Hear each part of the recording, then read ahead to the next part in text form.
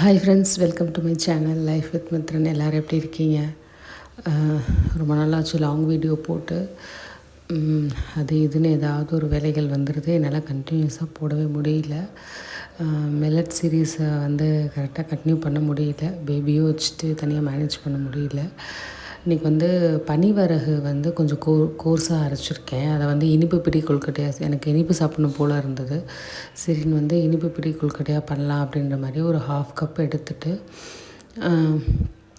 அது கூட கொஞ்சம் உப்பு, தேங்காய், துருவின தேங்காய் ஒரு 1/4 கப்பு, வெல்லம் உங்களுக்கு இனிப்புக்கு ஏற்றாப்புல சேர்த்துக்கோங்க. நான் ஒரு 1/4 கப் சேர்த்துருக்கேன். இதுவே கொஞ்சம் ஸ்வீட்டாக தான் இருந்தது. வேணும்னா இன்னும் கொஞ்சம் 2-3 ஸ்பூன் ஆட் பண்ணிக்கோங்க. நல்லா மிக்ஸ் பண்ணிவிட்டு கொஞ்சம் தண்ணி விட்டு கையில் பிடிக்கிற அளவுக்கு நம்ம நல்லா மிக்ஸ் பண்ணிக்கணும். இது ரொம்ப நல்லது. சாதா வரகு தான் வாய்வுன்னு சொல்லுவாங்க, ஆனால் பனிவரகு வாய்வு கிடையாது. அதனால் தாராளமாக எடுத்துக்கலாம். ஒரு ஈவினிங் ஸ்நாக்கு இல்லை ஸ்கூலுக்கு கூட ஸ்நாக்காக கொடுத்து விடலாம். ரொம்ப நல்லாயிருக்கும். டேஸ்ட்டுமே உங்களுக்கு ஆவியில் தானே வச்சு எடுக்கிறோம். சிம்பிளாக ஈஸியாக ஒரு 5 to 10 மினிட்ஸில் நம்ம பண்ணிடலாம். ரெடியாக இருந்துச்சுன்னா தேங்காய் மட்டும்.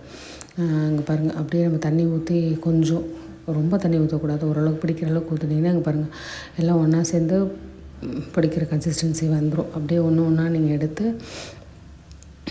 இட்லி பாத்திரத்தில் நம்ம ஒரு 10 மினிட்ஸ் தாராளமாக போதும். 10 மினிட்ஸ் வேக வச்சு எடுத்திங்கன்னா சூப்பராக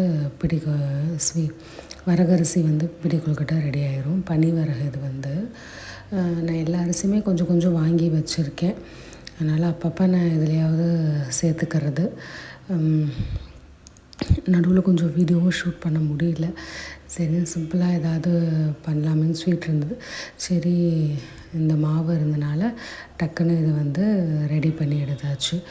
இது கூட பாசிப்பருப்பு வேக வச்சு சேர்க்குறவங்க கூட சேர்த்துக்கலாம். நார்மல் நம்ம பிடி கொழுக்கட்டை செய்வோம் இல்லையா, அது கூட சேர்த்துக்கலாம். அப்படின்னா இதுவே செஞ்சாலும் இதுவே டேஸ்ட்டாக தான் இருக்குது. நான் கொஞ்சம் ஏலக்காய் தூள் வாசத்துக்கோசரம் சேர்த்துக்கிட்டேன், அதை நான் சொல்லலை.